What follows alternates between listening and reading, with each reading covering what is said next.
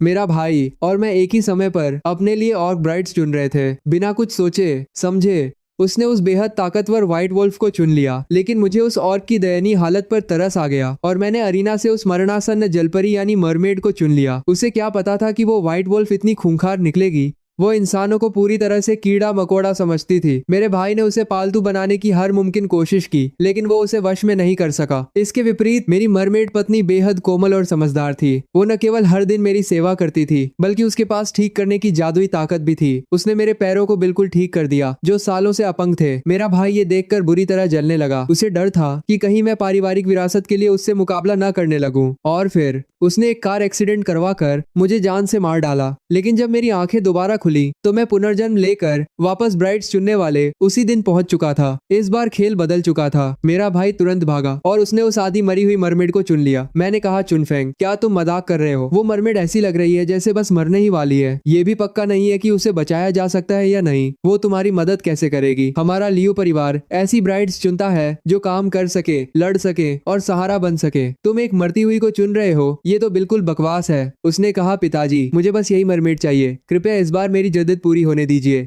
मैं वादा करता हूँ ये उस व्हाइट वोल्फ से कहीं ज्यादा काम की साबित होगी। बस एक बार मुझ पर भरोसा कीजिए। क्या मैंने कभी आपका भरोसा तोड़ा है? उसके चेहरे के हाव भाव देखकर मुझे पूरा यकीन हो गया कि उसका भी पुनर्जन्म हुआ है। लियू चुनफेंग और मैं सगे भाई हैं। असल में मैं शुरुआत में पिताजी का सबसे पसंदीदा उत्तराधिकारी था, लेकिन जब मैं 12 साल का था तब हमारे दुश्मनों ने आकर मुझे और माँ को किडनैप कर लिया था। मुझे बचाने के चक्कर में माँ दुश्मनों के हाथों मारी गई। मैंने उन्हें अपनी आंखों के सामने जाते हुए देखा। मैं उस नर्क से जान बचाकर किसी तरह बाहर तो निकल आया, लेकिन मेरे पैर हमेशा के लिए अपंग हो गए। माँ और पिताजी एक दूसरे से बेहद प्यार करते थे, इसलिए पिताजी माँ की मौत के कड़वे सच को बर्दाश्त नहीं कर पाए और उन्होंने मुझे ही दोषी मान लिया कि मैं माँ की रक्षा नहीं कर सका। इसके अलावा लियू परिवार पीढ़ियों से हथियारों के कारोबार में है, जहाँ शारीरिक ताकत और युद्ध कला को सबसे ऊपर माना जाता है। भले ही मुझ में टैलेंट था, लेकिन व्हीलर चेयर पर आने के बाद मैं उनके लिए बिल्कुल बेकार हो गया। पिताजी ने मुझसे उम्मीदें छोड़ दी और मेरे छोटे भाई लियू चुनफेंग को ट्रेन करना शुरू कर दिया। इतने सालों में मुझे पिताजी के इस भेदभाव की आदत हो चुकी थी। अब लियू चुनफेंग ने बस थोड़ा सा नाटक किया और पिताजी के पास उसकी बात मानने के अलावा कोई रास्ता नहीं बचा। उस मरमेड ने आगे बढ़कर कहा, छोटे मालिक, मेरा नाम किंग्या है। मुझे बचाने के लिए आपका बहुत बहुत धन्यवाद। अब से मैं आपकी बहुत अच्छे से सेवा करूंगी। मैं एक वफादार जानवर की तरह आपका कर्ज चुकाऊंगी। चुनफेंग ने मुस्कुराते हुए कहा, बहुत अच्छे, बहुत अच्छे। अब से तुम्हें मेरी बहुत अच्छे से सेवा करनी होगी। मैं पूरी तरह तुम्हारे भरोसे हूँ। तुम क्या जानो कि मैंने इस दिन का कितना इंतजार किया है। मैंने मन ही मन कहा, मेरे बेवकूफ भाई, उस जहरीली मरमेड को संभाल कर रखो और उसे अपनी जागीर समझो। उसकी ये कोमलता सिर्फ एक ढोंग है। तुम उसके साथ जितना अच्छा व्यवहार करोगे, वो तुमसे उतनी ही ज्यादा नफरत करेगी। बस थोड़ा इंतजार करो। फिर मैंने आगे बढ़कर कहा, मुझे ये व्हाइट वोल्फ चाहिए। ये सुनकर चुनफिंग ठहाका मारकर हंसा। हाँ हाँ हाँ, मेरे प्यारे भाई, क्या तुम पागल हो गए हो? हर कोई जानता है कि वोल्फ क्लैन को वश में करना सबसे मुश्किल काम है। एक व्हील चेयर पर बैठा अपंग इंसान। तुम्हें ऐसा क्यों लगता है कि वो तुम्हारे सामने झुकेगी? उसका एक पंजा तुम्हें जान से मारने के लिए काफी है। अगर मैं खड़ा भी हो जाऊं तब भी उसे वश में करना नामुमकिन है। लू मिंग, बैठे बैठे सपने देखना बंद करो और इसके बारे में दोबारा सोचो। मैंने सीधे उसकी आंखों में देखा और कहा, ये सच है कि वोल्फ क्लैन को वश में करना बेहद मुश्किल है, और ये भी सच है कि मैं एक अपंग हूँ। लू परिवार का वो बेकार इंसान जिससे कोई भी कुचल सकता है, लेकिन सिर्फ इसलिए कि मेरी किस्मत ऐसी है। इसका मतलब ये नहीं कि मैं हार मान लूंगा और लड्डूंगा नहीं। पिताजी, क्या आप मुझे एक और मौका देने के लिए तैयार हैं? जैसा कि आपने ही मुझे सिखाया था,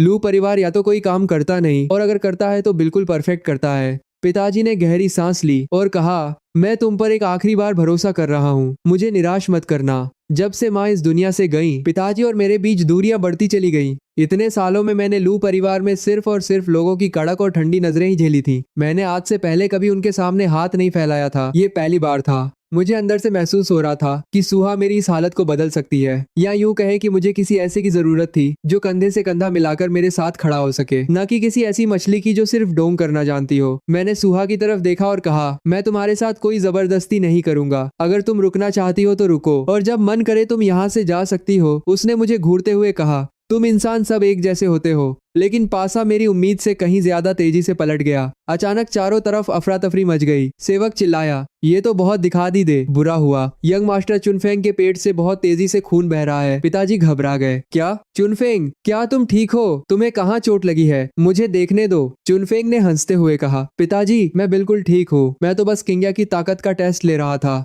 उसने कहा था कि वो इसे ठीक कर सकती है। मैंने ट्राई किया और ये सचमुच काम कर गया। देखिए, यहाँ कोई घाव नहीं है, एक दाग तक नहीं बचा। किंग्या ने गर्व से कहा, मैं मरमेड क्लैन की अपनी पीढ़ी की सबसे ताकतवर हीलर हूँ। मेरे आंसुओं में गजब की हीलिंग पावर है, यहाँ तक कि वो मरे हुए इंसान को भी दोबारा जिंदा कर सकते हैं। घाव कितना भी गहरा क्यों ना हो, यहाँ आकर सब पहले जैसा हो जाता है। जब तक मेरी एक भी सांस बाकी है, मैं किसी की भी जान बचा सकती हूँ। पिताजी की आंखें फटी की फटी रह गईं। तुम्हारे पास ये काबिलियत है? सचमुच चुनफेंग उछल पड़ा। देखा पिताजी, मैंने आपसे बहुत पहले ही कहा था ना, मेरा फैसला बिल्कुल सही है। लेकिन मुझे ताज्जुब है कि मेरा भाई उस सफेद भैये का क्या करेगा जिसे वो उठा लाया है। वैसे कहाँ है उसकी वो व्हाइट वुल्फ? क्या वो भाग गई? मुझे पूरा यकीन है कि वो भाग चुकी होगी। लू परिवार का बड़ा बेटा एक औरत तक को वश में नहीं कर सका। पिताजी, अपने छोटे बेटे को देखिए और फिर खुद को देखिए। वो आसमान की तरह खड़ा है और आप दोनों के बीच का अंतर इतना बड़ा कैसे हो सकता है? चुनफेंग ने ढोंग करते हुए कहा, बड़े भाई भी ऐसा नहीं चाहते थे। कृपया उन्हें थोड़ा और समय दीजिए। आखिर उनके पैर ठीक नहीं है और वो व्हाइट वुल्फ बेहद खूंखार है।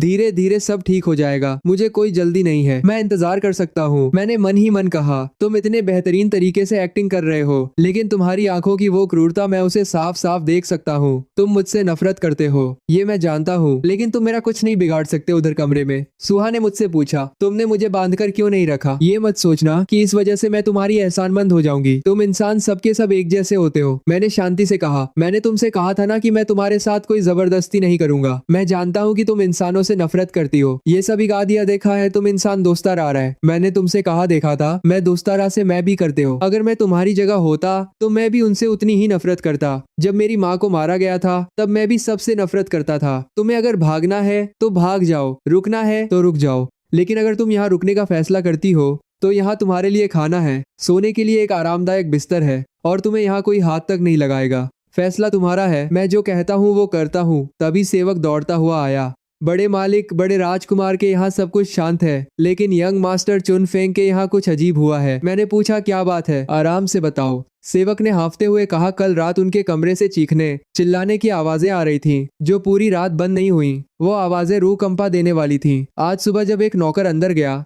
तो उसने देखा कि वो बिस्तर पर खून से लथपथ पड़े थे। हालांकि उनके सारे घाव ठीक हो चुके थे, लेकिन ऐसा लग रहा था मानो उनके शरीर की पूरी जान निचोड़ ली गई हो। मैंने कहा, अच्छा, ये तो बहुत अच्छी बात है। मिस किंग्या की मेडिकल स्किल्स सचमुच लाजवाब है। अगर वो पूरी रात चीख सकते हैं, इसका मतलब उनमें काफी एनर्जी है। लेकिन यंग मास्टर चुनफेंग की हालत कुछ अजीब लग रही है, मानो वो किसी अंदरूनी दर्द से तड़प रहे हो। उनकी आंखें अंदर धंस गई हैं और चेहरा बिल्कुल सफेद पड़ गया है। जाओ, इस बात की रिपोर्ट पिताजी को दो। मैं बाद में जाकर उन्हें देखूंगा। किचन से कहो कि उनके लिए कुछ सूप तैयार रखें। लू चुनफेंग, तुम खुद अपनी मौत की तरफ भाग रहे हो। मैं चाहकर भी तुम्हें नहीं रोक सकता। तभी अचानक सुहा मेरे सामने आ खड़ी हुई। मैंने चौंक कर कहा, तुम भागी नहीं, तुम भाग गई थी, फिर वापस क्यों आ गई? क्यों? उसने अपनी नजरें झुका ली। बाहर की दुनिया बहुत बुरी है। बाहर हर कोई मुझे पकड़ना चाहता है ताकि मुझे दूसरे इंसानों को बेच सके। मैं 3 बार भागी और हर बार मेरा पीछा किया गया। मैंने इस बारे में बहुत सोचा। कम से कम यहाँ तुम मुझे मारते तो नहीं हो। मैंने मुस्कुराते हुए कहा, ये तो बहुत समझदारी वाली बात है। भूख लगी है? मैं किचन से तुम्हारे लिए कुछ खाने को मंगवाता हूँ। उसने कहा, भूख नहीं है। मैंने सेवक से कहा, यहाँ इंतजार करो और कुछ अच्छा खाना तैयार करवाओ। सुहा ने अचरज से पूछा, तुम मेरे साथ इतने अच्छे क्यों हो? मैंने कहा, ये तुम्हारे साथ अच्छा होना नहीं है, बल्कि तुम्हारे साथ इंसाफ करना है। तुम इंसानों से नफरत करती हो, कोई बात नहीं, लेकिन मेरे इलाके में मैं तुम्हें कभी भूखा, ठंडा या पिटते हुए नहीं देख सकता। ये इंसान होने का एक बेसिक नियम है। कुछ दिनों बाद एक ग्रैंड बैंक्वेट में एक मेहमान ने कहा, ओल्ड लू, तुम्हारे बेटे चुनफेंग ने ऐसा कौन सा जादुई सप्लीमेंट ले लिया है? महीने भर पहले तक वो ऐसा नहीं था, पर आज वो बिल्कुल बदला हुआ लग रहा है। उसका शरीर तो कुछ ऑर्क प्रजाति के लोगों से भी कहीं ज्यादा मजबूत और तगड़ा दिख रहा है। पिताजी ने गर्व से कहा, सही कहा, ये बॉडी, ये फ्रेम कई ऑर्क से ज्यादा सॉलिड है। लू बॉस, शेर के घर में कभी गीदड़ पैदा नहीं होते। चुनफेंग ने आगे बढ़कर किंग्या का हाथ थामा और कहा, चुनफेंग, सबको खुद बताओ। उसने कहा, ये किंग्या है, मेरी पत्नी। ये मरमेड क्लैन की एक डिवाइन डॉक्टर है। मेरा ये शरीर पूरी तरह इसी की बदौलत है। ये मुझे हर दिन दवा देती है, दिन में पूरे 3 कटोरे भरकर, और आधे महीने के बाद नतीजा आपके सामने है। किंग्या ने थोड़ा शर्माते हुए कहा, यंग मास्टर चुनफेंग, इतने सारे लोग हमें देख रहे हैं, ये थोड़ा शर्मिंदा करने वाला है। चुनफेंग ने उसे अपनी तरफ खींचा। तुम किससे डर रही हो? तुम मेरी हो। गले लगाने में क्या बुराई है? इन्हें भी देखने दो कि मेरी पत्नी कितनी अमेजिंग है। वैसे मेरे पास जो ये ताकत है वो तो कुछ भी नहीं है। असली चीज तो वो ऑर्क है जिसे मेरा भाई अरीना से लेकर आया था। मेरे भाई ने वोल्फ क्लैन की सबसे खतरनाक व्हाइट वोल्फ को चुना है। अगर वो उसे वश में कर लेता है तो वो उसकी बहुत बड़ी ताकत बनेगी, मेरी मरमेड से कहीं ज्यादा मजबूत। तभी एक दूसरे मेहमान ने कहा, बड़े भाई लू, आपने आज उस व्हाइट वोल्फ को बाहर क्यों नहीं निकाला? सबको अपनी आंखें सेकने का मौका तो देते। मैंने सुना है कि व्हाइट वोल्फ बहुत रेयर होते हैं और एक अच्छी व्हाइट वोल्फ तो हजारों सोने के सिक्के देने पर भी नहीं मिलती। अचानक बाहर से चीखने की आवाज आई, मुझे छोड़ो, मुझे छोड़ो, तुम जानवरों! मैंने गुस्से में चिल्लाकर कहा, इस सब का क्या मतलब है? सुहा मेरी ऑर्क है, तुम्हें उसे इस तरह बांधने का क्या हक है? चुनफेंग ने मासूम बनते हुए कहा, पिताजी देखिए, भलाई करने का भी जमाना नहीं रहा, मुझे बिना वजह दोषी ठहराया जा रहा है। ये व्हाइट वोल्फ सुहा बेहद अड़ियल है और इसे वश में करना नामुमकिन है। पिछले आधे महीने में ये पूरे 15 बार भाग चुकी है। इस तरह के ऑर्क जब भी भागे उन्हें तब तक बुरी तरह पीटना चाहिए जब तक कि वो सरेंडर न कर दे। लेकिन मेरे बड़े भाई, वो अपनी ऑर्क को ट्रेन ही नहीं करते बल्कि उसे खुला छोड़ देते हैं। अगर वो बाहर भाग गई और उसने किसी को नुकसान पहुंचाया तो इससे लू परिवार की बदनामी होगी। मैं तो बस अपने भाई की मदद कर रहा हूँ। अभी अभी मुझे एक नौकर ने बताया कि सुहा फिर से भाग गई थी, तो मैंने तुरंत अपने आदमियों को भेजकर उसे पकड़वाया। भाई, इस समस्या को सुलझाने के लिए मुझे थैंक यू कहने के बजाय तुम उल्टा मुझ पर ही इल्जाम लगा रहे हो। क्या ये सही है? आसपास के लोग बुदबुदाने लगे। इंसान हमेशा से ऑर्क को दबाकर ही वश में करते आए हैं। न जाने कितने नाफरमान ऑर्क पीट पीट कर मार डाले गए हैं। छोटे मालिक उसकी मदद ही कर रहे हैं। यंग मास्टर बिल्कुल सही कह रहे हैं। ऑर्क सिर्फ लात के भूत होते हैं, वो बिना पिटाई के कभी सीधे नहीं होते। हाँ, बड़े मालिक कुछ ज्यादा ही नरम दिल है, ऐसे काम नहीं चलेगा। पिताजी ने कड़क आवाज में कहा, इस बदतमीज ऑर्क को नीचे ले जाओ और इसे पूरे 50 कोड़े मारो ताकि इसे लू परिवार के कायदे कानून समझ में आ जाए। मैंने आगे बढ़कर कहा, पिताजी, सुहा आखिरकार मेरी ऑर्क है, क्या आप ये मामला मुझे सौंप सकते हैं? मैं वादा करता हूँ कि वो फिर कभी नहीं भागेगी। पिताजी ने पूछा, ओह, तो तुम इसे कैसे संभालोगे? चुनफेंग ने ताना मारा, बिल्कुल पहले की तरह, उसे जो मन आए वो करने देकर। मुझे लगता है कि इंसानों को ऑर्क के साथ बराबरी का व्यवहार करना चाहिए। मारपीट और जबरदस्ती से कभी सच्ची वफादारी नहीं मिलती। तुम्हें ये समझना होगा कि वो क्या सोचते हैं और क्या चाहते हैं। वो भी आखिर इंसान ही है, बस उनका रूप रंग थोड़ा अलग है। चुनफेंग जोर से हंसा, बकवास, सरासर बकवास। भाई, मैंने आज से पहले ऐसी फालतू बातें कभी नहीं सुनी। ये बिल्कुल हास्यास्पद है। तुम ऑर्क पर इतना तरस इसलिए खा रहे हो क्योंकि तुम खुद एक अपंग हो और तुम्हारे अंदर हीन भावना भरी हुई है। हा हा हा। पिताजी ने गुस्से में चिल्लाकर कहा, तुम सब के सब यहाँ से दफा हो जाओ। तुम लोगों ने मेरे जन्मदिन के इस जश्न को पूरी तरह बर्बाद कर दिया। बाद में कमरे में सुहा ने दर्द से कराते हुए कहा, कृपया उसके साथ ऐसा मत करो। मैंने उसके पास जाकर कहा, तुम यहाँ क्या करने आई हो? मेरा मजाक उड़ाने? कोड़ों का घाव भले ही ऊपर से ठीक हो जाए लेकिन वो अपने निशान छोड़ जाता है। ये दवा उन निशानों को मिटा सकती है। लाओ, मैं इसे तुम्हारे घावों पर लगा देता हूँ। उसने हाथ पीछे खींच लिया। तुम्हारा हाथ वहां तक नहीं पहुंचेगा। नहीं, मैं इसे खुद लगा लूंगी। ओवेन, मास्टर लू, मैंने कहा तुम मुझे बस लू मिंग बुला सकती हो। उसने मेरी आंखों में देखा। मैं बस ये पूछना चाहती थी कि आज तुमने उस महफिल में जो कुछ भी कहा, क्या वो सच था? वो बात कि इंसान और ऑर्क दोनों बराबर होते हैं। मैंने पूरी संजीदगी से कहा, मैं सचमुच ऐसा ही सोचता हूँ। इसीलिए तुम बिल्कुल बेफिक्र रहो। मैं तुम्हारे साथ कभी कोई ऐसी जबरदस्ती नहीं करूंगा जो तुम नहीं चाहती। हम बस दो दोस्त हैं जो एक दूसरे का सहारा बन रहे हैं। तुम पूरी तरह आजाद हो। तुम्हें जो करना है या जो नहीं करना है वो पूरी तरह तुम्हारा फैसला होगा। उसने हैरान होकर पूछा, तुम बाकी सब इंसानों से इतने अलग क्यों हो? मैंने एक फीकी मुस्कान के साथ कहा, शायद इसलिए क्योंकि मुझे भी दूसरों के पैरों तले कुचला गया है। मैं अच्छी तरह जानता हूँ कि वो दर्द कैसा होता है। अगली सुबह मैंने सेवक से पूछा, सुहा कहाँ है? क्या वो आज फिर कहीं भाग गई? सेवक ने मुस्कुराकर कहा, नहीं बड़े मालिक, लेडी सुहा आज कहीं नहीं भागती दिखी। मैंने चौंक कर पूछा, तो फिर वो कहाँ है? तभी सुहा एक प्लेट लेकर अंदर आई और बोली, मैंने अपने हाथों से तुम्हारे लिए ये नाश्ता बनाया है, तो कैसा लगा? क्या तुम इम्प्रेस हुए? मैंने एक निवाला खाया और कहा, इम्प्रेस हुआ? क्या तुमने इसे सुबह सुबह बनाना शुरू किया था? ये थोड़ा चबाने वाला है। उसने गर्व से कहा, बिल्कुल, जब मैं यानी सुहा कोई काम करती हूँ तो उसे बिल्कुल परफेक्ट तरीके से करती हूँ। मैंने नाश्ता करते हुए पूछा, तुम आज भागी क्यों नहीं? और तुमने मेरे लिए नाश्ता बनाने के बारे में भी सोचा? क्या तुम्हारे दिमाग में कुछ चल रहा है? उसकी आंखें नम हो गईं। मेरी माँ और मेरी 2 बहनों को इंसानों ने पकड़ लिया है। मुझे नहीं पता कि वो जिंदा भी हैं या मर चुकी हैं। हमारा व्हाइट वुल्फ क्लैन बहुत ताकतवर होता है, इसीलिए बहुत से इंसान हमारा शिकार करते हैं ताकि हमें अपने लड़ाके की तरह इस्तेमाल कर सके।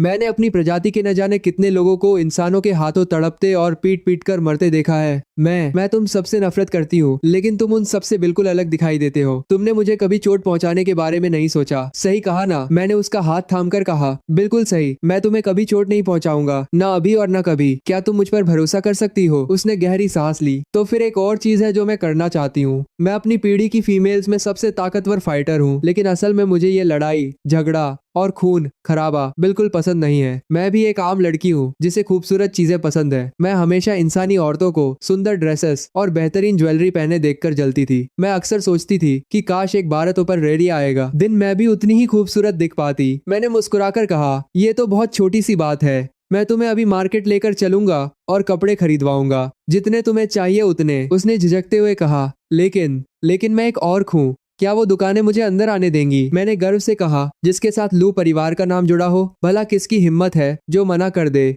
जब हम बाहर जा रहे थे तो नौकर आपस में फुसफुसा रहे थे। बड़े मालिक पूरी तरह से उस व्हाइट वोल्फ के वश में आ चुके हैं। हाँ यार, एक औरत को ऐसे संभाल रहे हैं जैसे वो कोई महारानी हो। वो पूरी तरह पागल हो चुके हैं। शॉपिंग के दौरान सुहा शीशे के सामने खड़ी होकर चहक उठी, ये कितनी खूबसूरत ड्रेस है, काश मेरी बहनें भी इतने अच्छे कपड़े पहन पाती। लू मिंग, मुझे उनकी बहुत याद आ रही है। मुझे नहीं पता कि वो जिंदा भी है या नहीं, वो किस हाल में होंगी। मैंने उसकी आंखों के आंसू पोंछे और कहा, मैं उन्हें ढूंढने में तुम्हारी मदद करूंगा। मैं जो कहता हूँ वो करता हूँ। उसने चौंक कर पूछा, सचमुच? क्या तुम सच में मेरी मदद करोगे? मैंने मुस्कुराकर कहा, तुम मेरी पत्नी हो, जाहिर है कि मैं करूंगा। सुहा ने कुछ सोचते हुए कहा, लू मिंग, असल में तुम्हारे ये पैर ऐसे नहीं है जिन्हें ठीक ना किया जा सके। मेरे पास एक तरीका है। मैं तुम्हें व्हाइट वुल्फ क्लैन का वो सीक्रेट हीलिंग फॉर्मूला बताऊंगी जो किसी भी गंभीर चोट से इंसान को बचा सकता है, लेकिन तुम इसे कभी किसी और को मत बताना। असल में सुहा पिछले जन्म में हमेशा लू चुनफेंग के खिलाफ खड़ी रहती थी। उसे कितना भी पीटा गया या सजा दी गई, उसने कभी उसके सामने घुटने नहीं टेके और नहीं कभी उसका साथ दिया। लू चुनफेंग इतने ताकतवर फाइटर को अपने हाथों से बर्बाद होते देखता रहा और वो गुस्से में पैर पटकने के अलावा कुछ नहीं कर सका। इसीलिए जब उसने इस जन्म में किंगिया को इतना कोमल और हीलिंग में माहिर देखा तो उसे जलन होने लगी। यही वजह थी कि इस जिंदगी में उसने सुहा को छोड़ने में एक पल की भी देरी नहीं की और किंगिया को चुन लिया। उसकी नजर में सुहा कितनी भी मजबूत क्यों ना हो, उसे वश में करना बहुत मुश्किल था और उसमें सिर्फ नुकसान था। लेकिन लू चुनफेंग क्या जाने, ऑर्क भी इंसानों की तरह ही होते हैं। आपको खुद को उनकी जगह रखकर देखना होता है और पूरी सच्चाई के साथ उनका दिल जीतना होता है, सिर्फ इसलिए कि वो सुहा को वश में नहीं कर सका।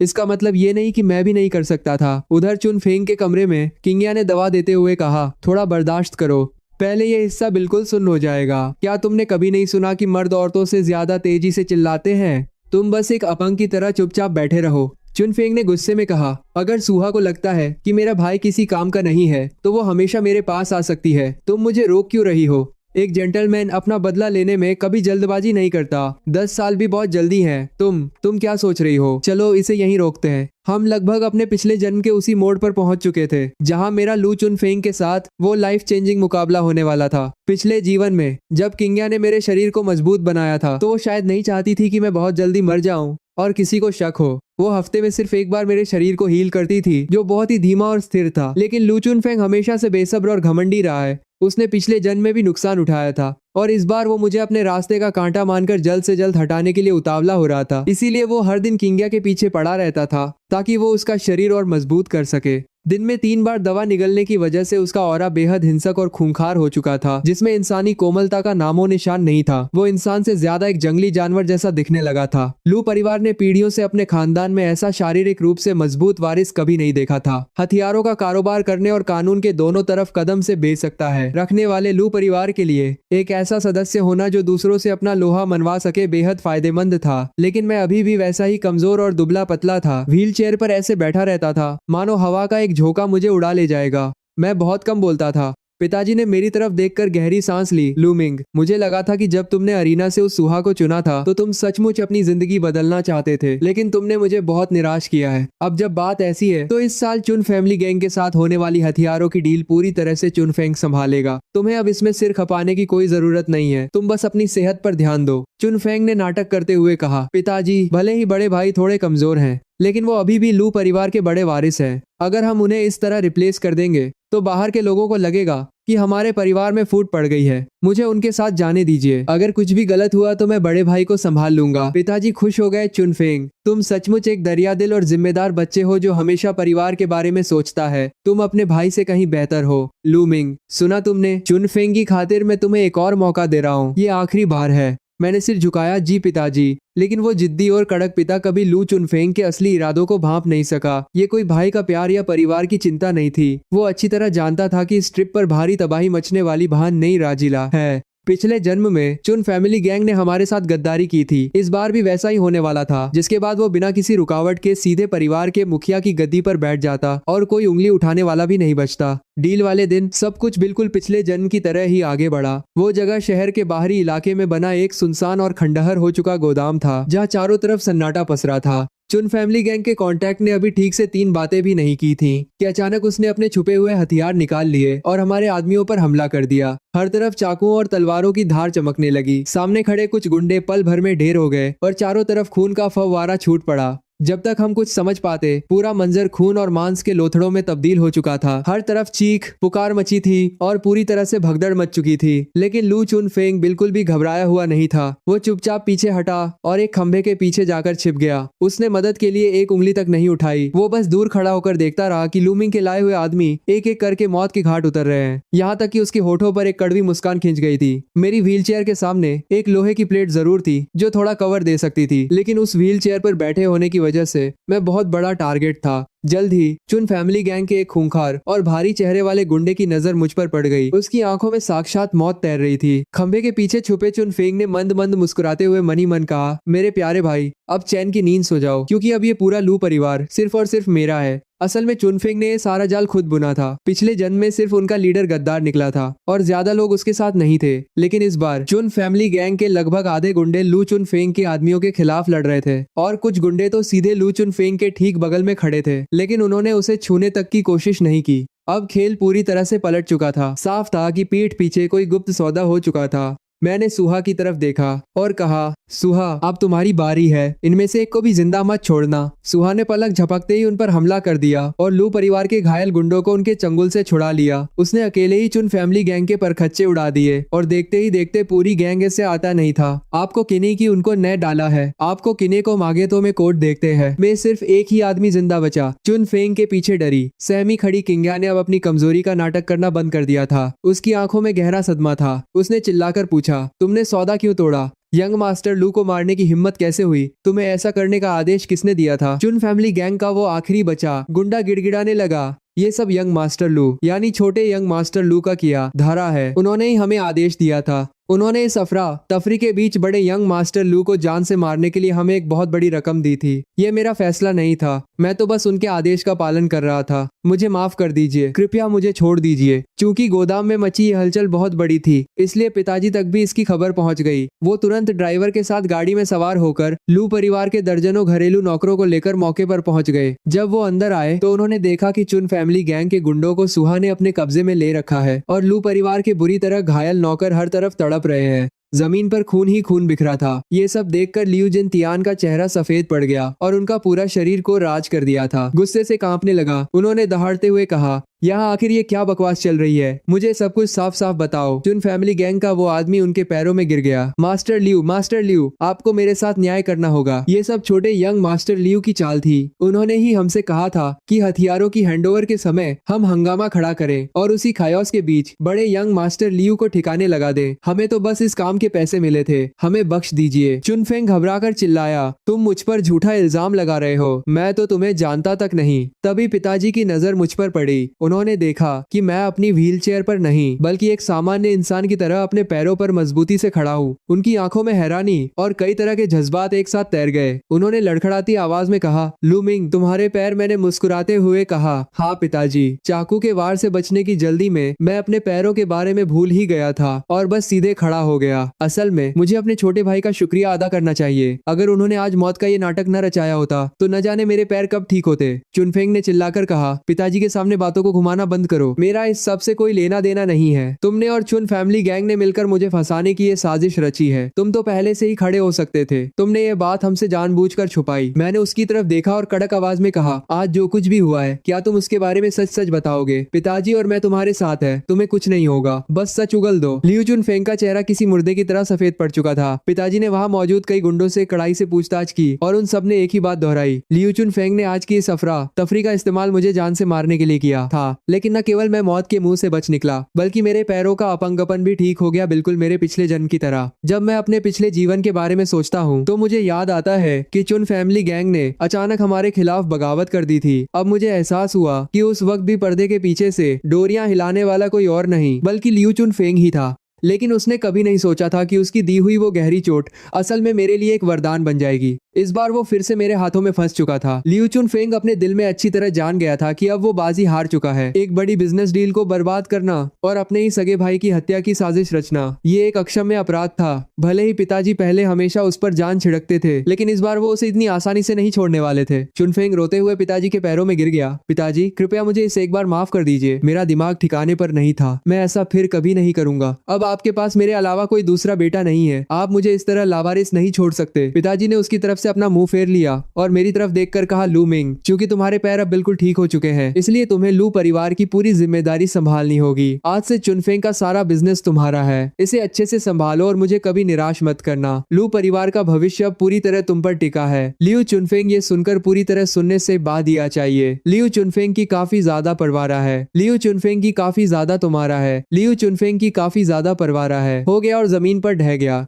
वो जानता था कि उसके पिता सख्त मिजाज के हैं, लेकिन उसे कभी यह उम्मीद नहीं थी कि जो पिता हमेशा उसकी हर जिद पूरी करते थे, वो इस बार उस पर इतना बड़ा वज्रपात करेंगे। उन्होंने उसे एक झटके में सारी ताकतों से बेदखल कर दिया था और एक बेकार मोहरे की तरफ फेंक दिया था। गुस्से और सदमे के मारे अचानक उसके मुंह से खून का एक बड़ा फव्वारा छूटा, जो गहरा लाल और रूह कंपा देने वाला था। उसके शरीर की नसें इस तरह फड़क रही थीं, मानो अंदर से कुछ फटकर बाहर आने वाला हो। उसे ऐसा महसूस हो रहा था जैसे उसकी चमड़ी के नीचे हजारों कीड़े रेंग रहे हो। लू मिंग की नजर तभी किंगिया के चेहरे पर पड़ी। उसके हाव भाव बदल चुके थे। उसकी आंखों में एक कड़वा सुकून साफ झलक रहा था और उसके होठों पर एक हल्की सी मुस्कान तैर रही थी। साफ था कि पिछले कई दिनों से लियू चुनफेंग जो अपने शरीर को मजबूत बनाने की अंधाधुंध जद कर रहा था, उसी का फायदा उठाकर किंगिया को उसके शरीर में जहर इकट्ठा करने का पूरा मौका मिल गया था। मरमेड क्लैन की उन गुप्त कलाओं को झेलना हर किसी के बस की बात नहीं थी। अब जब उसका मानसिक संतुलन और भावनाएं पूरी तरह टूट चुकी थीं, तो सारा जहर एक साथ उसके पूरे शरीर में फैल गया। लियू चुनफेंग के पास अब इस दुनिया में बहुत कम दिन बचे थे। चुन फैमिली गैंग का मामला सुलझने के बाद लू मिंग ने उन सभी बिजनेस को अपने हाथ में लेना शुरू कर दिया जिन्हें पहले लियू चुनफेंग संभालता था। लेकिन जब उसने अकाउंट बुक्स यानी बही खातों को खंगाला, तो उसे एहसास हुआ कि पिछले कई सालों में चुनफेंग ने जिन ऑपरेशंस को मैनेज किया था, उनसे परिवार को एक ढेले का भी मुनाफा नहीं हुआ था। इसके विपरीत खातों में कई बड़े बड़े घाटे और करोड़ों के घोटाले थे। टैलेंट के मामले में वो कभी भी मेरे आसपास भी नहीं ठहरता था, लेकिन उसमें इतनी हिम्मत नहीं थी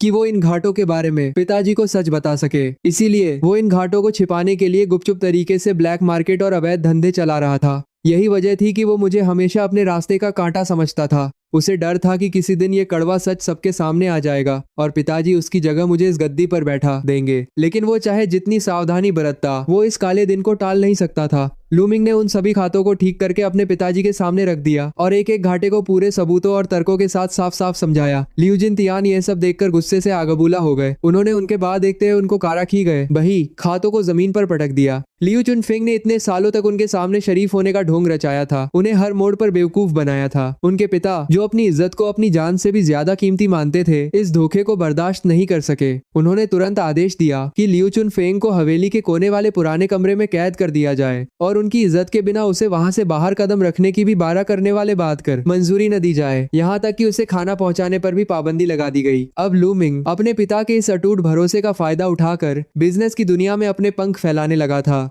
वो बड़े बड़े व्यापारी जो पहले यंग मास्टर लू के तलवे चाटते थे, जब उन्होंने सुना कि लू परिवार की हवा बदल चुकी है, तो वे सब लू मिंग को इनविटेशन भेजने और उसकी चापलूसी करने के लिए आपस में होड़ लगाने लगे। कुछ ही मुलाकातों के बाद जो व्यापारी उसके करीब आए, उन्होंने पूरी ईमानदारी से कहा कि लू चुनफेंग की तुलना में लू मिंग कहीं ज्यादा समझदार, गंभीर और भरोसेमंद इंसान है। एक ऐसा मर्द जो बहुत ऊंचाइयों तक जाने के लिए ही बना है। ये तो लू परिवार की बदकिस्मती थी कि इतने सालों तक पैरों की बीमारी की वजह से वो घर में कैद रहा, वरना अगर उसने लू परिवार का बिजनेस पहले संभाला होता तो लू चुनफेंग जैसे नौसिखिए के लिए यहाँ कोई जगह ही नहीं बचती। बिजनेस में अपनी ढाक जमाने के बीच लू मिंग अपने प्यारे छोटे भाई से मिलने जाना नहीं भूला। जब वो लू चुनफेंग के उस पुराने कमरे की तरफ गया, तो उसने जानबूझकर नौकरों को मना कर दिया कि वो उसके आने की घोषणा न करे। वो सीधे अंदर चला गया। यह ठीक उसकी दवा का समय था, जब से उसकी सारी ताकतें छीनी गई थीं और उसकी साजिश का पर्दाफाश हुआ था। वो गुस्से में खून की उल्टियां करने के बाद ऐसा बीमार पड़ा कि फिर कभी उठ नहीं सका। वो पूरी तरह से देखभाल के लिए किंगिया के भरोसे था। नौकरों का कहना था कि किंगिया उसे रोजाना एक खास जड़ी बूटी का 3 कटोरा काढ़ा पिलाती थी और दावा करती थी कि इससे वो बहुत जल्दी ठीक हो जाएगा। लेकिन मैं किंगिया को अच्छी तरह जानता था। वो दवा कोई अमृत नहीं, बल्कि उसकी मौत को करीब लाने वाला धीमा जहर थी। जैसे ही लू मिंग कमरे के थोड़े से खुले हुए दरवाजे के पास पहुंचा, उसने देखा कि लू चुनफेंग के शरीर की चमड़ी इस कदर सड़ चुकी थी कि उसे पहचानना भी मुश्किल था। घाव सूखते फिर सड़ जाते, फिर सूखते और फिर सड़ जाते। उसका पूरा शरीर अब इंसानी ढांचा नहीं रह गया था। वो साक्षात मौत के कगार पर लेटा हुआ था। आंखें बंद थीं और सांसें इतनी कमजोर थी मानो अभी थम जाएंगी।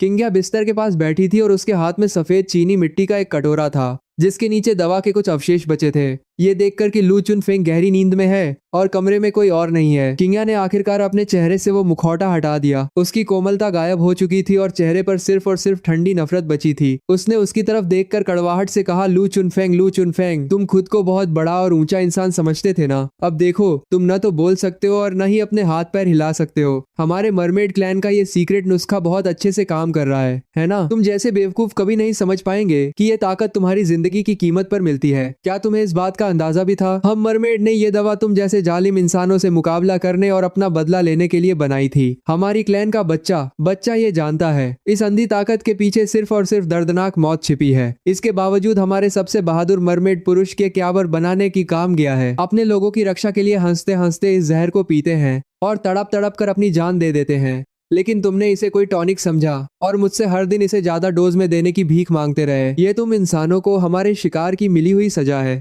तुम इसी के लायक हो, तुम्हारा भाई भी इसी के लायक है और इस दुनिया का हर इंसान इसी मौत के लायक है। लूमिंग दरवाजे के बाहर खड़ा चुपचाप ये सब सुन रहा था। तो ये थी पूरी कहानी। यही वजह थी कि किंग्या हमेशा मुझसे और पूरे लू परिवार से इतनी नफरत करती थी। वो हर उस इंसान से नफरत करती थी जो ऑर्क बीस्टमैन को इंसान नहीं समझते थे। उसकी नजर में हम सब हत्यारे थे जो सिर्फ मौत के हकदार थे। लूमिंग ने धीरे केरा से दरवाजा धकेला। उसके कदमों की आवाज बहुत हल्की थी। उसने अंदर आते हुए कहा, तो तुम्हारे दिल में इतने सालों से यही सब चल रहा था? किंग्या ने चौंक कर पीछे देखा और थरथराते हुए बोली, यंग मास्टर लू, आपने सब कुछ सुन लिया। मैंने शांति से कहा, कोई बात नहीं, मैं ये सब बहुत पहले से जानता था, बिल्कुल शुरुआत से। उसकी आंखें फटी की फटी रह गईं। तुमने मुझे कब पहचाना? मैंने कहा, पहले ही दिन से। जिस पल तुम उस अरीना में घुटनों के बल बैठी थी, मैं जान गया था कि तुम सिर्फ नाटक कर रही हो। एक सचमुच वफादार और डरी हुई जलप्री की आंखों में वो खूंखार चमक कभी नहीं हो सकती। उसने पूछा, तो फिर तुमने मेरा पर्दाफाश क्यों नहीं किया? तुमने मुझे लू परिवार में रहने की इजाजत क्यों दी? तुम तो आसानी से मुझे मार सकते थे। मैंने उसकी आंखों में देखा और कहा, क्योंकि अगर मैं खुद को तुम्हारी जगह रखकर देखूं, अगर कोई दुश्मन मेरे परिवार को उजाड़ दे, मेरे लोगों को मार डाले और फिर मुझे पकड़कर जिंदगी भर गुलामी करने के लिए मजबूर कर दे, तो मैं भी उससे उतनी ही नफरत करूंगा। मैं भी उससे बदला लेने की आग में जलूंगा। इसलिए मैं चाहकर भी तुम्हें सजा नहीं दे सका। किंग्या ये सुनकर बिल्कुल सुन्न हो गई। उसकी आंखें अचानक लाल हो गईं और उनमें आंसू तैरने लगे। मैंने आगे कोशिश करते गए आंखों बादर बादर की। कहा, इंसानों का ऑर्क पर जुल्म करना एक ऐसी ऐतिहासिक बीमारी है जो पीढ़ियों से चली आ रही है। इस गहरी नफरत को इतने कम समय में खत्म नहीं किया जा सकता, लेकिन इसमें तुम ऑर्क की कोई गलती नहीं थी। गलती हमेशा इंसानों की ही थी। तुम सब तो बस अपनी आजादी और एक इंसान की तरह जीने का हक चाहते थे। ये बात कहते कहते लूमिंग की नजर बिस्तर पर पड़े लू चुनफेंग पर गई, जो गहरी नींद का नाटक कर रहा था। उसकी पलकें हल्की सी फड़की। मैं तुरंत समझ गया कि मेरा भाई काफी देर पहले ही होश में आ चुका है। यह देखकर कि मैं और किंग्या दोनों यहाँ मौजूद है और अब उसके पास बचने का कोई रास्ता नहीं है, वो बस चुपचाप सोने का ढोंग कर रहा था। लूमिंग ने अपनी आंखों से किंग्या की तरफ इशारा किया और फुसफुसाते हुए कहा, किंग्या, लू चुनफेंग की पलकों को देखो, अब हमें क्या करना चाहिए? उसने वहां खड़े होकर सब कुछ सुन लिया था। लूमिंग मुस्कुराया और उसने बहुत पहले से तैयार करके रखा हुआ गूंगा करने का जहर निकाला और उसे किंग्या के हाथों में सौंप दिया। ये जहर का पैकेट उसने वैसे भी आज लू चुनफेंग के लिए ही रखा था, पर उसे अंदाजा नहीं था कि ये इतनी जल्दी किसी और काम में आ जाएगा। इसके बाद जो कुछ भी हुआ वो लूमिंग ने अपने हाथों से नहीं किया। किंग्या ने बिना किसी हिचकिचाहट के लू चुनफेंग की आवाज में वो जहर मिला दिया। अब उसके हाथ पैर पूरी तरह सड़ चुके थे। वो न तो लिख सकता था, न बोल सकता था और न ही अपना बचाव कर सकता था। यहाँ तक कि बिना किसी की मदद के वो खाना पीना या वॉशरूम तक नहीं जा सकता था। पिताजी के आदेश के बिना अगर वो उस कोने के कमरे में मर भी जाता तो किसी को कानो कान खबर नहीं होती। लू चुनफेंग अब पूरी तरह से मेरे साथ मुकाबला करने की योग्यता खो चुका था। वो बस बिस्तर पर पड़ा अपनी आंखें खोले अपनी मौत का इंतजार करने के लिए मजबूर था। लूमिंग ने बड़ी ही समझदारी से लू परिवार में अपनी पकड़ करने के लिए मजबूर था। लूमिंग ने बड़ी ही समझदारी से मेरे साथ मुकाबला करने के लिए मजबूर था।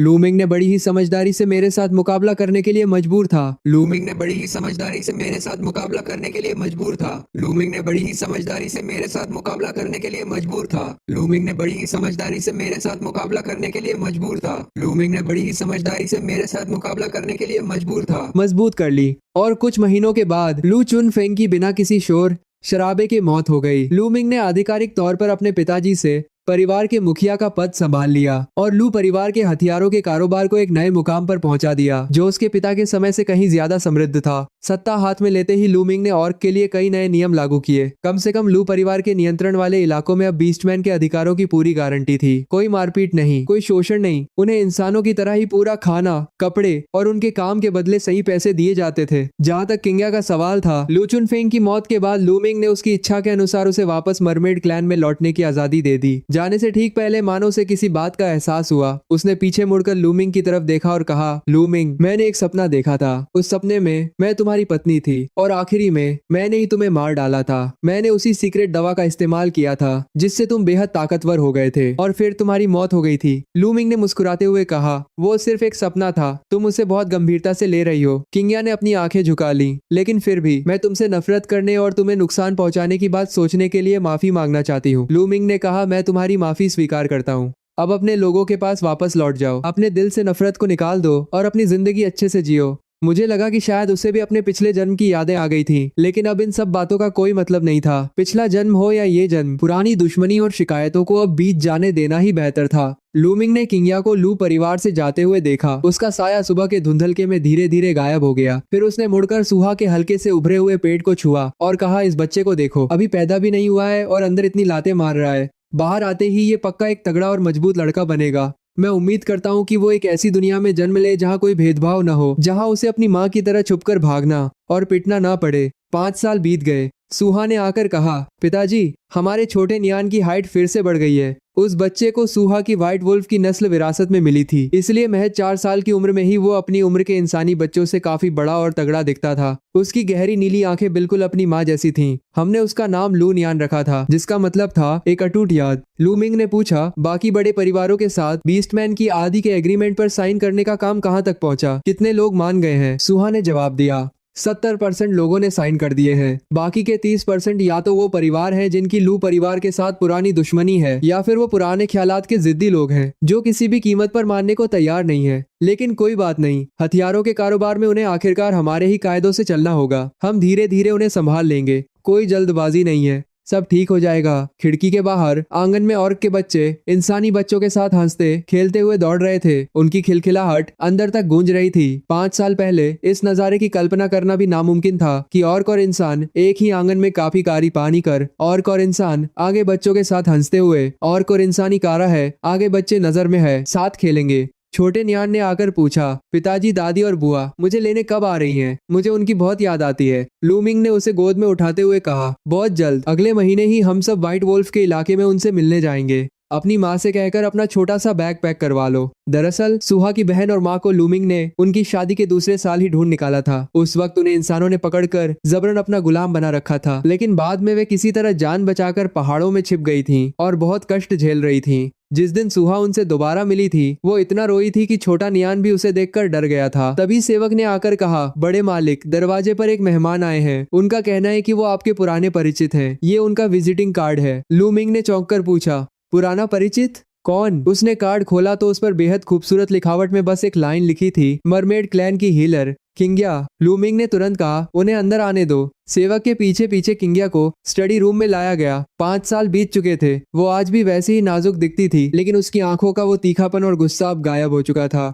मानो वक्त ने उसके सारे जख्मों को भर दिया हो। उसने अब लू परिवार के गुलामों वाले फटे पुराने कपड़े नहीं पहने थे, बल्कि वो एक हल्के नीले रंग की खूबसूरत ड्रेस में थी। कपड़ा भले ही महंगा नहीं था, लेकिन वो बेहद साफ सुथरा और शालीन था, जो उस पर बहुत जच रहा था। उसके हाथ में बांस का एक मेडिकल बॉक्स था। अंदर आते ही उसने लू मिंग और सुहा को पूरे सम्मान के साथ झुककर प्रणाम किया और कहा, बड़े मालिक लू, बड़ी मालकिन, अचानक इस तरह बिना बताए आने के लिए मैं माफी चाहती हूँ। लू मिंग ने मुस्कुराकर कहा, मिस किंग्या, आज लू परिवार में आपका आना कैसे हुआ? कृपया बैठिए। किंग्या ने छोटे नियान को देखकर कहा, ये बच्चा सचमुच बहुत प्यारा है, बिल्कुल अपनी माँ जैसा दिखता है। वैसे बड़े मालिक, मेरे आज यहाँ आने की पहली वजह तो ये है कि मैं आपका शुक्रिया अदा करना चाहती थी कि आपने उस वक्त मुझे सही सलामत जाने दिया। अगर आप ना होते तो मैं शायद उसी हवेली में दम तोड़ देती और आज का ये दिन कभी नहीं देख पाती। मैं आपका ये एहसान कभी नहीं भूल सकती। और दूसरी वजह यह है कि ये हमारे मरमेड क्लैन द्वारा तैयार किया गया एक नया मलहम है, जो जले हुए घावों पर जादू की तरह काम करता है और एक दाग तक नहीं छोड़ता। चूंकि लू परिवार हथियारों का बड़ा बिजनेस करता है, तो वर्कर्स के साथ छोटे मोटे एक्सीडेंट होना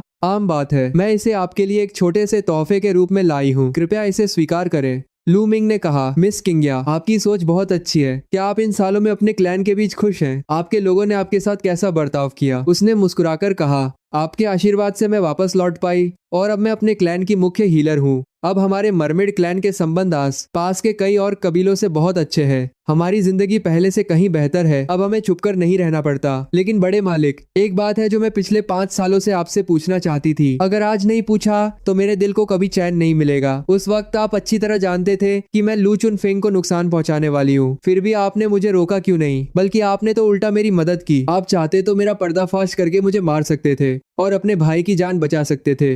वो तो आपका सगा भाई था। आपने उसे क्यों नहीं बचाया? आपने भाई की जान बचा सकते थे। लू मिंग एक पल के लिए खामोश हुआ। उसने अपना चाय का कप नीचे रखा और उसकी आंखों में देखते हुए कहा, क्योंकि मैं जानता था कि तुम्हारी नफरत लू चुनफेंग नाम के किसी एक इंसान से नहीं थी, बल्कि तुम्हारी वो नफरत उस जुल्म के खिलाफ थी जो इंसान हमेशा से ऑर्क पर करते आए हैं। लू चुनफेंग की मौत उसके अपने कर्मों की वजह से हुई। उसने जो किया वो उसका हकदार था। लेकिन अगर उस वक्त मैं तुम्हारा सच सबके सामने ला देता तो तुम मार दी जाती और लू परिवार हमेशा की तरह ऑर्क को सिर्फ एक सामान समझकर उनके साथ वही क्रूरता करता रहता। कुछ भी नहीं बदलता। जो मरने के लायक था वो मर गया, बस उतना ही काफी था। किंगया ने अपना सिर झुका लिया। वो काफी देर तक चुप रही और उसके कंधे हल्के से कांप रहे थे। सुहा ने आगे बढ़कर कहा, मिस किंगया, क्या आप जानती हैं कि मैं उस वक्त लूमिंग पर भरोसा करने के लिए क्यों तैयार हुई थी? शुरुआत में तो मैं भी इससे उतनी ही नफरत करती थी और इसे मार डालना चाहती थी। किंगया ने अपनी लाल आंखें उठाकर उसकी तरफ देखा। सुहा ने आगे कहा, क्योंकि इसने मुझसे कहा था कि इंसान और ऑर्क दोनों बराबर होने चाहिए। उस वक्त मुझे लगा था कि आपको बढ़ने की लाभ होगी वरी देखी। आज ऐसे किंदो के एक हाथ उसको एक साथ में चाहता है। आपको देखने के लिए वरी देखने के लिए अपने क्या खरा था कि ये सिर्फ बहलाने वाली मीठी बातें हैं, क्योंकि इंसान हमेशा झूठ बोलते हैं। लेकिन बाद में मुझे एहसास हुआ कि ये जो कहता है वो सचमुच दिल से कहता है और उसने वैसा ही करके दिखाया। पिछले 5 सालों में उसने ऑर्क के लिए जो कुछ भी किया है वो मैंने अपनी आंखों से देखा है। वो सिर्फ बातें नहीं करता,